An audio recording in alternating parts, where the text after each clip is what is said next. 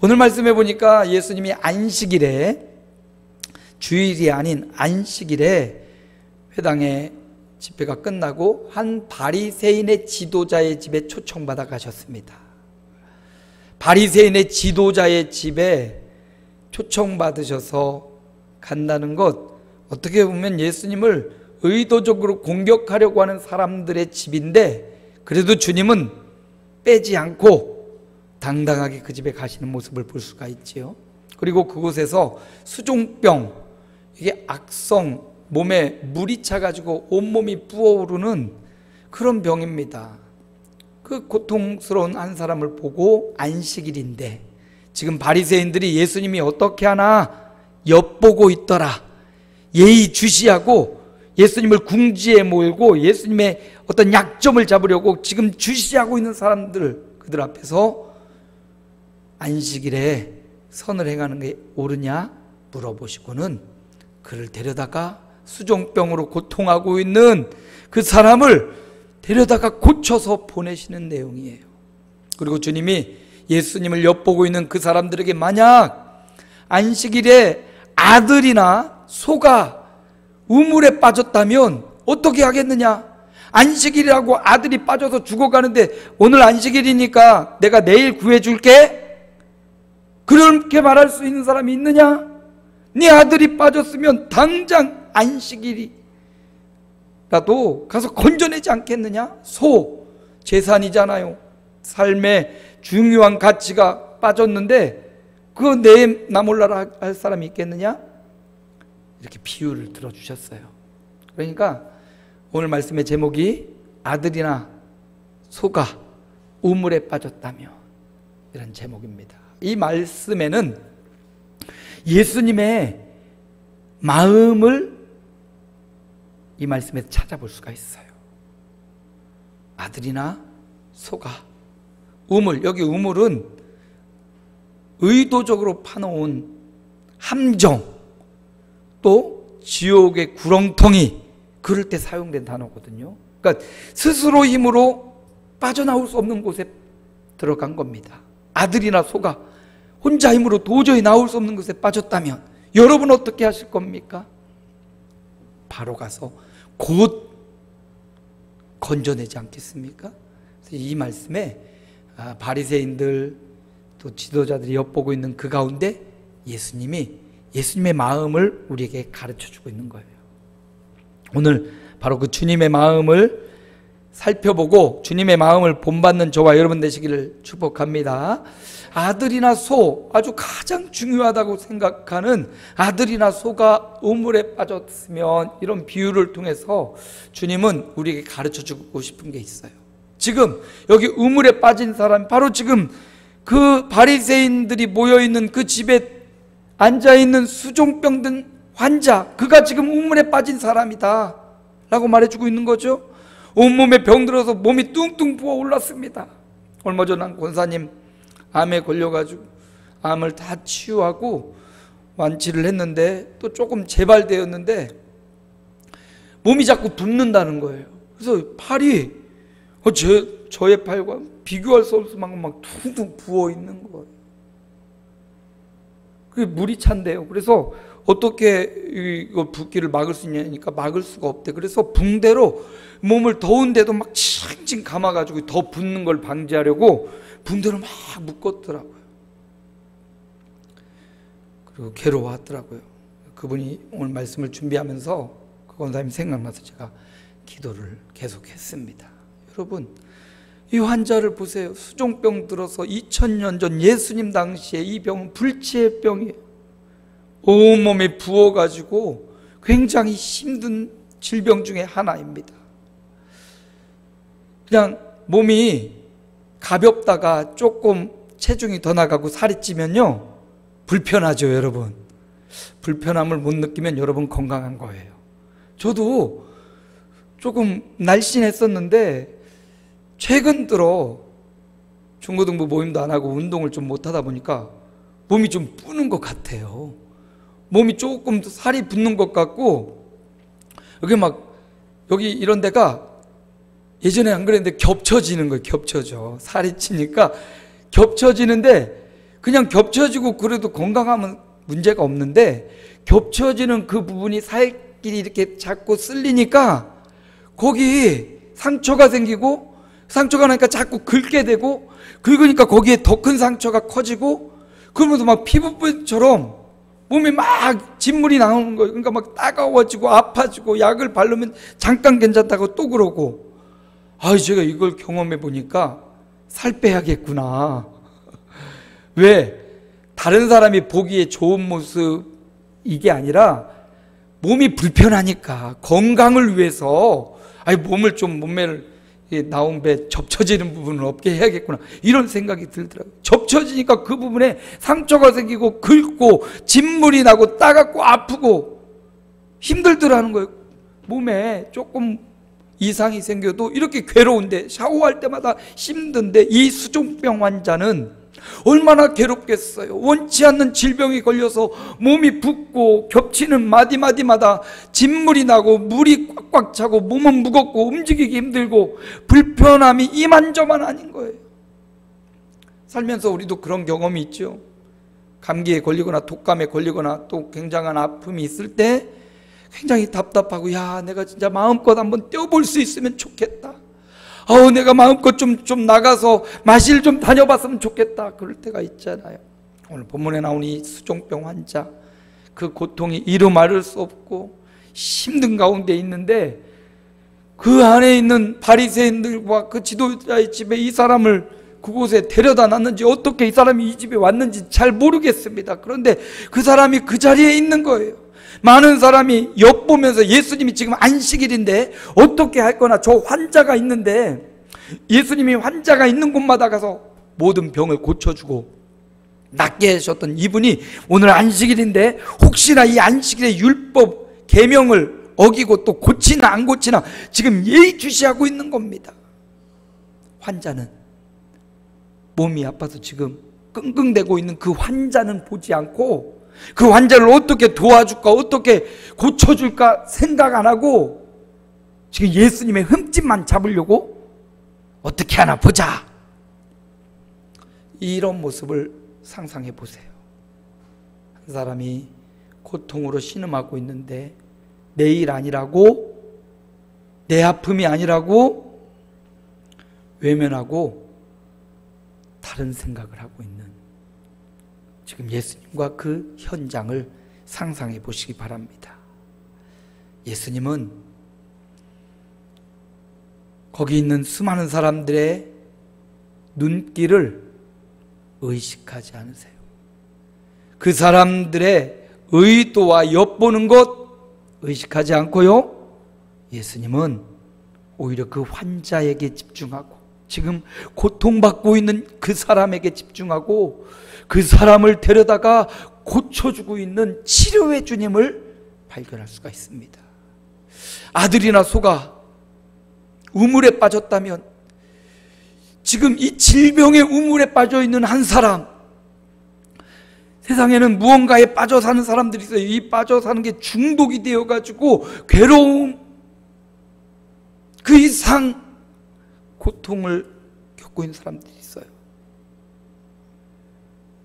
지금 수종병, 질병에 빠져 있는 이 한 사람을 주님이 보면서 주님이 그를 외면하지 않고, 그 아픔을 나몰라라 하지 않고, 수많은 사람이 이상한 눈으로 보고 있지만 그들의 시선을 뒤로 하고 그 한 사람을 바라보며 그 한 사람을 고쳐주시는 주님을 우리는 발견합니다.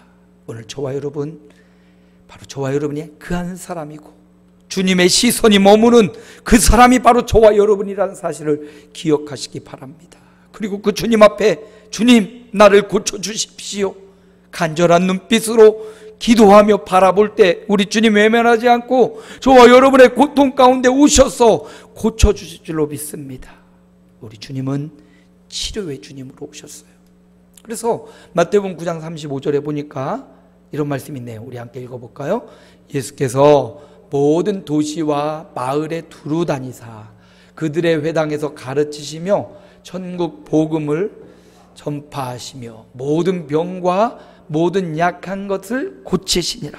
보세요, 우리 주님은 가는 곳마다 어떻게 해요? 모든 병을, 모든 약한 것을 고쳐주시는 치유의 주님임을 알 수 있어요.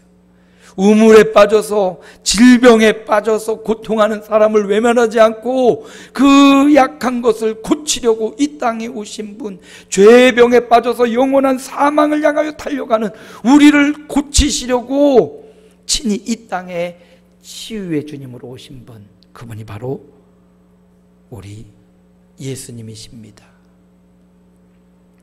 수종병에 빠져서 헤어나오지 못하고 스스로 고칠 수 없는 이 사람을 긍휼히 여기시고 그 사람을 치유해 주시는 분, 고치시는 분, 바로 그분이 우리 주님이에요. 주님은 가는 곳마다 가르치고 전파하고 고치시는 사역을 했다고 했어요. 주님은 바로 치유의 주님입니다. 어떤 육신의 질병뿐만 아니라 어떤 사상에 빠져 있고 잘못된 집념에 빠져 있고 중독에 빠져 있는 사람들을 건져내시는 분, 치료하시는 분, 바로 그분이 우리 주님이십니다. 오늘 사람마다 아픔이 있어요. 다 건강해 보이지만 사람마다 연약한 부분들이 있습니다. 그 연약한 부분 가지고 오늘 치유의 주님으로 오신 주님, 그 한 사람 눈여겨보고 그 한 사람 불쌍히 여기고 그 한 사람 고쳐주신 그 주님, 바로 저와 여러분이 그 한 사람 되어 주님 앞에 이 자리에 나온 줄 믿습니다. 그 간절한 마음으로 주님, 나를 고쳐주십시오. 주님, 원하시면 깨끗게 하실 수 있나이다 라는 믿음과 고백으로 주님 앞에 나아가 치유받는 이 시간 되시기를 축복합니다. 저는 목사로서 아픈 사람들을 위해 기도를 많이 해주는 사람 중에 한 사람이지요. 누구든 목사님 기도해 주십시오 하면 기도해 주고요, 가능하면 즉시 기도해 주려고 합니다. 기도하겠습니다 하고 잊어버릴 때가 많으니까 지금 바로 기도하고 바로 치유를 위해 기도하는 경우가 많습니다. 그래서 저는 제 마음에 연약한 분들을 위해 기도해서 낫고 회복되는 분들도 많이 보았습니다. 그리고 저 안에도 스스로 제 안에 연약한 부분이 있더라고요. 저도 그 컴퓨터 작업을 많이 하다 보니까 계속 뒷목이 뻣뻣하고 뒤에 그 부분적으로 그 머리가 아파오는 그 막 지끈지끈 바늘로 찌르시 그런 아픔들이 있어요. 그래서 하나님, 목이 뻐근하네요. 주님, 고쳐주십시오. 이렇게 간단하게 기도하고 넘어가곤 했습니다. 그런데 어느 순간 제가 말씀을 준비하면서 제가 하나님 앞에 그렇게 기도하고 그리고 몸이 어떻게 되는지 그냥 방관하며 지켜보는 단계에 있더라고요. 기도하고 하나님이 고쳐주실 거야 하고 그냥 방관하고 있어요. 그리고 어떻게 몸이 아픈가, 더 아픈가, 덜 아픈가, 그걸 그냥 이렇게 느끼고 있더라고요. 근데 제가 제 마음에 이런 마음이 들어요. 그렇게 하지 말고 하나님이 너를 창조하셨고 하나님이 너에게 이 몸을 주셨고 이 몸이 수많은 세포들과 수많은 기관들로 연결되어 있는데 예수 이름을 믿는 그 믿음으로 아픈 머리를 향하여 명령하라는 그런 생각이 드는 거예요. 내 안에 있는 혈액아, 순환을 잘해라, 이런 명령을 하게 되고, 예수 이름으로 내 안에 있는 세포야, 건강한 세포야, 계속해서 생성되어라. 내 머리를 아프게 하는 이 세력아, 예수 이름으로 정상적으로 회복될지어다 라고 믿음으로 고백하는 그 순간, 머리가 아파서 안 아파지기를 기다렸던 제가 그렇게 기도하는 그 순간 점점점 머리가 시원해지더니 상쾌해지는 경험을 했습니다. 그래서 이제 기도하고 가만히 막연히 있는 것이 아니라 기도하고 내 몸을 향하여 명령하고 내 몸을 향하여 치료하라고 예수 이름으로 기도하니까 정말로 그 기도가 실화가 되고 실체되는 경험을 한 거예요. 여러분, 목사님의 기도를 받고 또는 누군가의 중보 기도를 받고 가만히 어떻게 되는가 보자, 바리새인들처럼 어떻게 되는가 보자 그러고 있지 말고 믿음으로 여러분 몸을 향하여 선포하십시오. 우리가 밥을 먹고 또 우리가 움직였는데 이게 습관적으로 하는 것 같지만 우리 뇌가 그걸 기억하고 손을 움직이라고 명령을 내려서 움직이는 거예요. 이 음식을 먹을 때 입안에 음식이 들어가면 왁 씹고 혀는 그것을 막 돌리잖아요. 이게 뇌가 명령을 내려서 그게 그렇게 움직이고 이 사이에 혀가 안 씹히도록 잘 명령을 내리는 거예요. 이게 습관처럼 돼 있지만 이게 뇌의 명령에 의해서 운영되고 진행되고 있다는 사실입니다. 그렇다면 우리가 뇌의 명령에 따라 몸이 움직이는 것, 우리 몸이 움직이는 걸, 이 원리를 기도에 적용시켜서 내 몸아 건강해라, 아멘. 내 세포들아 강건해라, 내 혈액아 온몸을 잘 순환해라, 이렇게 명령하고 기도하면 그 명령이 뇌파를 통해서 또 온몸에 전이되어서 여러분 더 건강한 삶을 살 수 있을 줄로 믿습니다.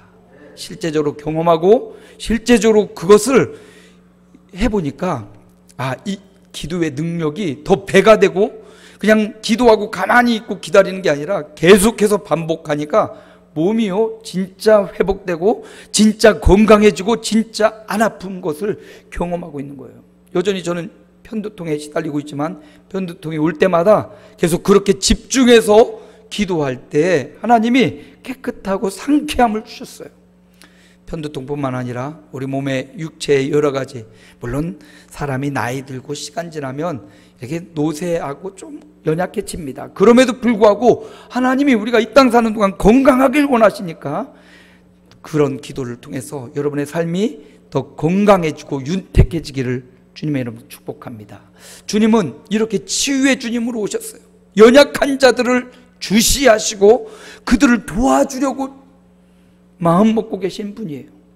도와주려고 도움을 요청하시기 바랍니다. 보세요, 성경에 보니까 주님은 이런 분이시래요. 함께 읽어봅니다. 여호와의 말을 들어 순종하고 귀를 기울이며 모든 규례를 지키면 내가 애굽 사람에게 내린 모든 질병 중 하나도 너희에게 내리지 아니하리니 나는 너희를 치료하는 여호와임이라. 나는 너희를 치료하는 여호와라. 예수님은 치료의 주님으로 오셨어요. 그래서 수많은 사람들이 몰려들었습니다. 수많은 환자들이 몰려들었는데 주님이 모든 병과 모든 약한 것들을 고쳐주시는 치료의 주님으로 오신 거예요. 우리의 몸, 우리의 마음, 우리의 영혼을 치료하는 분, 바로 주님입니다. 여러분, 약을 먹을 때도 병원에 가지 말라는 얘기가 아니고 약을 먹지 말라는 얘기가 아니에요. 육체의 연약한 부분 기도하면서 약과 의사의 처방을 잘 받아야 돼요. 그리고 거기에만 믿고 그냥 맡겨두지 마세요. 약을 먹을 때도 이 약이 내 몸에 들어가서 잘 흡수되어서 내 연약한 부분을 치료하고 내 연약한 부분을 보강하는 약이 될지어다, 그러면서 드시기 바랍니다. 이럴 때 이 믿음이 여러분의 삶의 배가 되고 치유가 더 여러분의 삶을 회복의 능력으로 이끌어 주실 겁니다.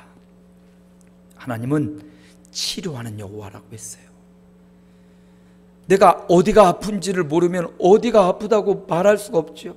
여러분의 연약한 부분을 인식하고 나는 여전히 창조의 형상으로 회복돼야 될 몸임을 인지하고 하나님 앞에 날마다 기도하십시오. 주님, 나를 창조의 형상으로 회복시켜 주옵소서. 그렇게 기도하시고 여러분의 몸을 건강하게 치료의 주님으로부터 치유받고 건강한 삶을 살아가시기를 축복합니다. 그 한 사람, 우물에 빠져서 스스로 나올 수 없는 수종병 걸린 그 한 사람, 주님 주목하시고 그를 데려다가 고쳐주셨어요. 주님은 치료의 주님이에요. 사실 여기 수종병 든 사람만 병든 사람이 아니에요. 사실 그 사이에서 주님을 엿보고 있는 수많은 바리새인들, 사상에 사로잡히고 율법에 사로잡힌 그 사람들이야말로 주님의 치료가 절실히 필요한 사람들이에요. 그러니까 주님은 그들이 의도적으로 주님을 공격할 거 알면서도 회피하지 않고 그들에게 간 거예요. 그들을 고쳐주려고. 바리새인들, 잘못된 시각과 믿음을 갖고 있는 그들 안으로 들어가서 그들을 건지고 그들을 치료할 수 있는 치료약을 지금 처방하고 계신 겁니다. 육체의 질병, 또 어떤 생각과 사상의 질병, 무언가에 빠져 있다면 주님께 나아가 주님 나를 고쳐주십시오. 또 내가 아는 누군가가 그런 질병에 빠져 있다면 어떻게 해요? 예수 이름으로 그를 위해 중보하며 기도함으로 그 기도가 능력되어 주님의 치유가 그들에게도 일어나기를 축원합니다. 여러분도 그렇게 다른 사람을 위해 기도해 줄 수 있는 기도의 권세를 주셨어요. 연약한 자들을 위해서, 고통받는 자들을 위해서 간절한 마음으로 믿음으로 기도해서 여러분도 치유받고 또 다른 사람을 고치는 그런 일들이 일어나기를 축복합니다. 주님은 치료의 주님으로 오셨다는 것을 오늘 말씀을 통해 보여주고 있고요. 또 주님은 아들이나 소가 우물에 빠졌으면 이 말씀을 통해서 우리에게 주님의 마음을 알려주는데, 두 번째는 사랑이에요. 사랑. 뭐라고요? 사랑의 마음을 보여주고 있어요. 오늘 말씀해 보니까 4절에 보니까 예수께서 그 사람을 데려다가 고쳐 보내셨다, 이렇게 기록되어 있죠. 그 사람은 누굽니까? 수족병 들어서 지금 온몸이 뚱뚱 불어있고 진물 나고 있는 그 사람을 데려다가 고쳐 보내셨다. 여기 데려다가 라는 단어가요, 원어상 해석을 보면 꽉 붙잡다라는 의미예요. 그를 꽉 붙잡아서 데려다가 즉시로 고쳐주셨다는 말씀이에요. 지금 이 질병의 우물에 빠져있는 그를 꽉 붙잡아서 끄집어내시는 것을 보여주고 있습니다. 이 데려다가 이 단어 꽉 잡아라는 단어는 제자들이 갈릴리 바다에서 풍랑을 만났습니다. 주님이 그 배에 계시지 않았을 때예요. 아무리 힘쓰고 했어도 이 풍랑을 멈출 수 없고 죽게 되었어요. 그런데 주님이 바다를 걸어서 그 배를 향하여 오는 겁니다. 사람들이 유령이 나타났다고 깜짝깜짝 놀랬지요. 그런데 주님이시다라고 하니까 베드로가 보니까 진짜 예수님이신 거예요. 정말 주님이시면 나를 바다로 들어오라, 걸어오라 하소서. 걸어오라. 베드로가 바다를 걸었던 것 아닙니까? 그런데 바람이 휙 불면서 주님을 보던 베드로의 시각이 주님을 벗어나자 바다에 풍덩 빠졌을 때 죽어가던 그 베드로, 주님이 다가가셔서 그 손을 붙잡으셨다, 이 단어예요. 죽어가던 베드로, 물에 빠져 죽어가던 그 베드로를 주님이 붙잡으셔서 배로 이끄셨다, 이 단어예요. 그러니까 이 붙잡음이 그냥 살살살살 잡아주는 게 아니에요. 물에 빠져 죽는 사람을 살살살살 어떻게 건져내요? 확 붙잡아가지고 끄집어내야 되잖아요. 그런 걸 의미하는, 우리 주님이 아무도 붙잡지 않고 있는 이 사람, 병 걸려서 아무도 관심 갖지 않는 그 사람을 사랑하셔서 꽉 붙잡아 주시는 주님의 손길. 5절에도 나오죠. 오늘 본문의 5절인데 우리 한번 읽어봅니다. 또 그들에게 이르시되 너희 중에 누가 그 아들이나 소가 우물에 빠졌으면 안식일에라도 곧 끌어내지 않겠느냐. 곧 끌어낸다라는 말이에요. 소가, 아들이 바다에 빠지고 우물에 빠져서 곧 끌어낸다. 이게 꽉 붙잡다라는 단어하고, 우물에 빠지고 바다에 빠졌는데 아이고 좀 이따가 나와, 아이고 나중에 나와, 그러지 않잖아요. 급히 가서 끄집어내는, 꽉 붙잡아야 끄집어낼 수 있지 않습니까? 이 꽉 붙잡다, 그를 곧 건져낸다, 곧 끌어낸다, 이 단어는 주님이 사랑의 주님이다라는 것을 우리에게 알려주고 있어요. 사랑하시니까 그 환자를 꽉 붙잡아서 끄집어내는 거예요. 사랑하니까 우물에 빠진 아들을 꽉 붙잡아서 건져내는 거예요. 죽음의 길로 가고 있는 소를 꽉 붙잡아서 힘을 다해서 소를 끌어내야 되는 거죠. 사랑이에요, 사랑. 오늘 본문 말씀에서 바리새인들은 안식일에 뭐 하나 어기는가, 법을 어기는가, 법을 지키는가를 보고 있지만 주님은 지금 우리에게 사랑을 가르쳐 주고 있는 거예요. 성경은 사랑의 이야기죠. 하나님이 얼마나 우리를 사랑하시는지 이야기해요. 그 사랑 인하여 예수님을 보내시고, 그 예수님도 사랑 때문에 십자가에 죽으시고, 그 사랑 때문에 부활하시고, 그 사랑 때문에 승천하시고, 그 사랑 때문에 다시 오신다는, 성경은 사랑의 이야기예요. 그러면서 이렇게 말하죠. 너희도 뭐하라고? 왜 답이 없어요? 너희도 사랑하라고. 너희도 서로 사랑하라고. 오늘 함께 예배하는 저와 여러분, 마음에 두십시오. 너희도 서로 사랑하라. 보세요. 다 내 맘 같지 않아요. 다 내 생각 같지도 않아요. 그런데도 주님은 명령하세요. 서로 사랑하라고.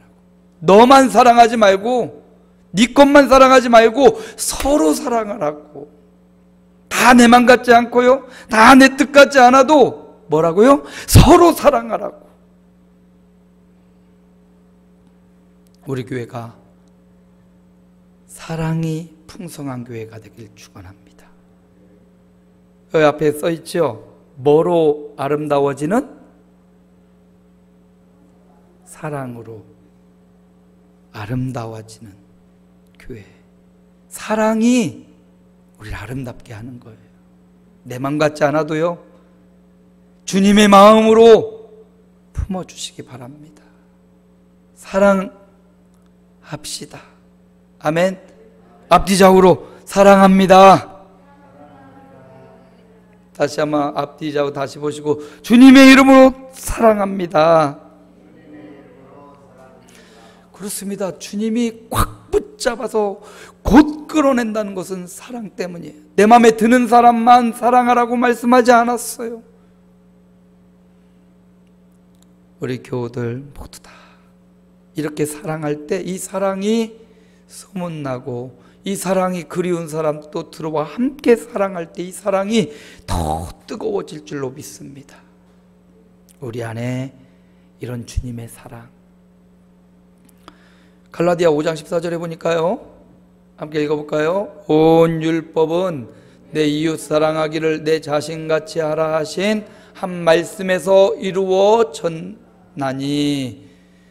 율법의 완성, 바리새인이 그렇게 지키려고 예수님을 엿보고 있는 이유는 율법을 지켰으면 좋겠다고 하는데, 예수님은 율법을 지키는 것보다 더 중요한 건 사랑으로 지키는 거라는 거죠.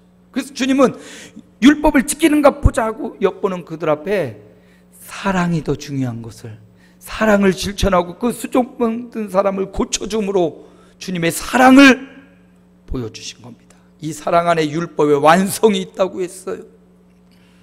그러므로 교회 열심히 다니는 것도 중요하고요, 헌금 잘하는 것도 중요하지만 사랑하는 것 중요합니다. 진심으로 사랑하고, 나랑 다르고 좀 틀려도 사랑으로 품어줄 수 있는 교회, 그런 저와 여러분이 되길 축원합니다. 저는 나이 먹고 그러면 마음이 한없이 넓어질 줄 알았는데 아닌 것 같아요. 나이 들수록 조금 섭섭함이 막 들어와요. 자녀들을 볼 때도 좀 섭섭하고, 누굴 볼 때도 섭섭하고. 아, 이게 그냥 자연적으로 마음이 넓어지는 게 아니구나, 시간 지나간다고 자연적으로 되는 게 아니구나. 제가 좋아하는 말이죠. 의도적으로 품어야 돼요. 뭐라고요? 의도적으로 품고, 의도적으로 사랑하고, 의도적으로 예배해야 돼요. 의도적으로 해야 돼요. 그래야 사랑을 이루어낼 수 있어요. 내 마음의 육신의 성품은 의도적 사랑하지 않길 원해요. 사랑받고 싶고, 나랑 좀 다르고 틀리면 자꾸 밀어내려고 해요. 그런데 성경은 그래요. 의도적으로 주님이 사랑하신 것처럼, 주님이 그 수종병 환자를 사랑하고 꽉 붙잡은 것처럼 너도 꽉 붙잡아야 된다. 의도적으로 사랑하라고 말씀하셔요. 다시 한번 우리 의도적으로 사랑합니다. 어떤 내가 이익을 얻고자 그런 의도가 아니에요. 내 주님의 말씀을 따르려는 그 의도를 말하는 거예요. 내가 어떤 덕을 보려는 의도가 아니에요.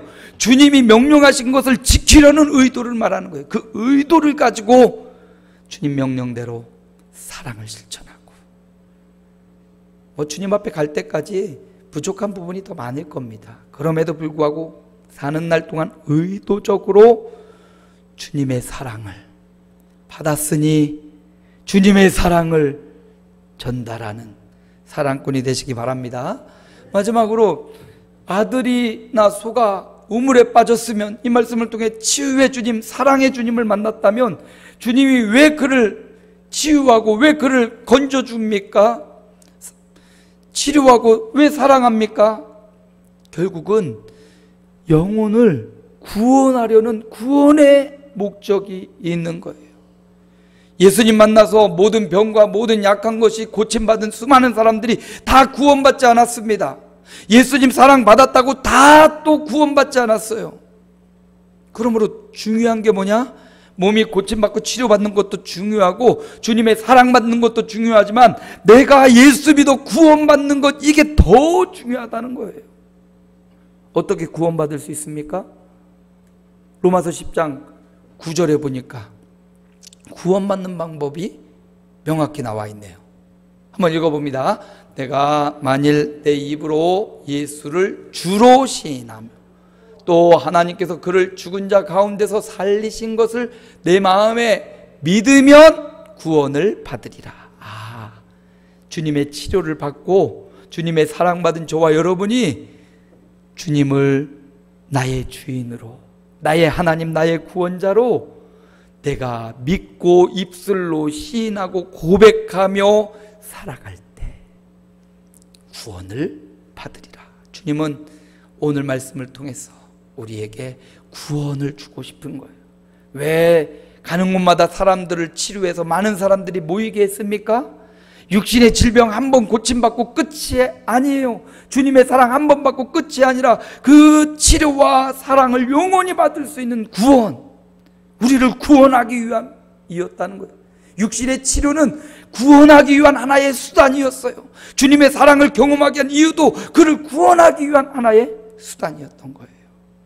본문에서 바리새인들은 뭐 하나 보자 예수님을 궁지에 물으려고 쳐다보고 있지만 주님은 오늘 말씀에서 내가 너를 치료하겠다, 내가 너를 고쳐주마, 내가 너를 사랑한다, 그러니 너는 나를 믿고 구원받은 하나님의 자녀로 살아가라. 이런 주님을 우리에게 보여주고 있습니다. 이제 예수님을 개인적으로 인격적으로 만나고 나의 주님, 예수님을 살아계신 하나님의 아들로 믿으면 구원을 받는데 이 구원받은 사람이 해야 될 일이 있지요. 에베소 6장 19절에 사도 바울은 이렇게 고백해요. 구원받은 사람인 사도 바울이 이렇게 살게 해달라고 기도합니다. 우리 함께 읽어봅니다. 또 나를 위하여 구할 것은 내게 말씀을 주사 나로 입을 열어 복음의 비밀을 담대히 알리게 하옵소서 할 것이니. 구원을 전하는 거예요. 이게 복음이죠. 구원을 전하는 것, 이게 복음입니다. 복음은 예수가 살아계신 하나님의 아들이라는 거예요. 예수 믿어야 산다는 겁니다. 오늘 우리가 영상에 봤죠. 호주에 사는 제너라는 무명의 전도인입니다. 40년 동안 호주의 그 조지 거리에서 전도지 가지고 하루에 내가 10사람에게만 이 전도지를 전해주리라. 많이도 아니에요. 수백 장, 수만 장이 아니고 하루에 10명에게만 이걸 전달하리라. 그리고 전도지 하나 가지고 예수 믿습니까? 오늘 밤 죽어도 구원받을 수 있습니까? 이거 물으면서 전도지 전달해 줬다는 거죠. 40년을 했대요. 하루에 10명씩 40년을 빠지지 않고 했대요. 그런데 어디 하나 그 사람으로 인하여 예수 믿었다는 열매가 없어요. 드러나는 열매가 없습니다. 이제 죽음의 문턱에 다가왔을 때쯤 어떤 한 목사가 영국에서 설교하다가 간증을 들었는데, 내가 호주에 갔을 때 어떤 사람이 찾아와서 예수 믿습니까? 오늘 밤 죽어도 천국 갈 수 있습니까? 그 말을 듣고 돌아오다가 예수 믿어야겠구나, 그래서 예수를 믿게 되었습니다, 이런 소리를 들었다는 거예요. 이 목사님이 영국에서 그 간증을 듣고 참 누군지 전도를 받았구나. 미국에 가서 또 설교를 하는데 거기서 내가 25년 전, 내가 35년 전 호주에 갔다가 한 사람의 전도를 받고 내가 예수 믿었습니다. 어디 선교 대회에 가서 또 간증을 했더니 거기서도, 인도에 가서 설교했더니 거기에서도, 호주 한 곳에서 하루 10명에게 전도지 전달해 줬던 이 노인, 무명의 전도인의 전도가 전 세계에 퍼져 있고 통계상 14만 6천 명이라는 수많은 사람들이 그가 전한 한마디를 통하여 타고 전달되고 증폭되어 복음이 전달되었다는 거예요. 여러분, 지금 당장 열매가 없을 수 있습니다. 농부는 급하다고 농사 잘 짓는 것 아니죠. 농부가 급해서 씨 뿌려놓고 다음 날 가서 왜 싹이 안 나냐 이렇게 흙 다 파헤치고 씨 보면 절대로 못하죠. 열매 못 거둡니다. 심어놓고 기다리는 거잖아요. 혼자 심었냐? 여러 사람이 심는 거죠. 그래서 기도할 때 하나님, 예수 잘 안 믿는 내 아들 내 딸 주변에 믿음의 상사, 믿음의 동료, 믿음의 후배를 붙여주십시오. 이렇게 심는 거예요. 바울은 그래서 내 입을 열어 복음의 비밀을 담대히 전할 수 있게 해달라고, 이 구원의 감격, 이 예수 믿는 축복을 입을 열어 전할 수 있게 전하는 자가 되게 해달라고 에베소 교인들에게 부탁하고 있는 겁니다. 여러분, 주님이 오늘 말씀을 통해서 나는 치료의 주님이야, 나는 사랑의 주님이야, 나는 구원의 주님이야, 이걸 우리에게 알려주고 있어요. 그 사실을 받았다면 우리가 어떻게 됩니까? 결론을 드리지요. 아들이나 소가 우물에 빠졌다면 이 말씀을 통해 주님의 마음을 깨달을 수 있는데, 함께 읽어봅니다. 기도로 치유받고 치유하라. 주님이 치유의 주님으로 오셨으니까 우리도 기도해서 치유받고 또 다른 사람들을 위해 중보기도해서 치유자의 역할을 감당하는 거예요. 두 번째 함께 읽습니다. 사랑받은 자요 사랑하라. 주님의 사랑받았기에 우리도 사랑하는 저와 여러분 되시길 축복합니다. 사랑 많이 받아본 사람이 사랑도 잘할 수 있대요. 그러면 우리는 사랑 잘할 수 있는 사람들입니다. 왜냐하면 주님의 사랑을 이미 받았기 때문이에요. 아멘? 더 많이 잘 사랑합시다. 또 세 번째 함께 읽습니다. 구원받은 자요 복음을 전하라.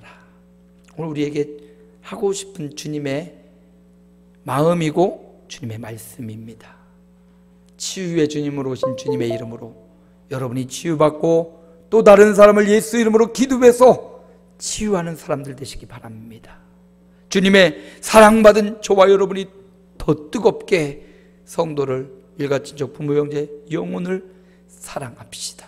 구원받았기에, 예수를 인격적 개인적으로 만나고 영접해 구원받았기에 입을 열어 예수가 얼마나 좋은지, 하나님이 얼마나 좋은지 듣든지 아니 듣든지 지금 당장 열매가 없더라도 복음의 씨앗을 뿌리는 복된 입술이 되시기를 주님의 이름으로 축원합니다.